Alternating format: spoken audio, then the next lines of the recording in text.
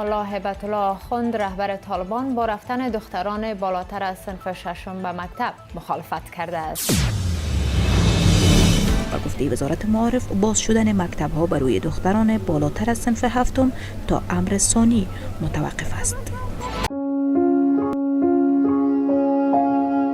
آینده از همین جا شروع می شود، از انتخاب درست مکتب. خیلی ها استعداد دارند ولی مسیر درست آموزش را پیدا نمی کنند. اینجاست که لیسه عالی کویک وارد می شود.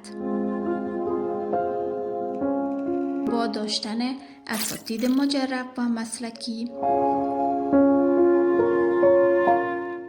آموزش مطابق نصاب تعلیمی کشور و سیستم تقویتی آکسفورد، برنامه‌های آموزشی منظم و یادگیری مؤثر در فضای امن و دوستانه.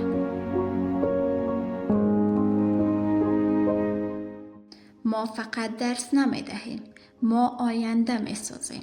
همین حالا صفحات ما را دنبال کنید و یک قدم به آینده روشن نزدیکتر شوید.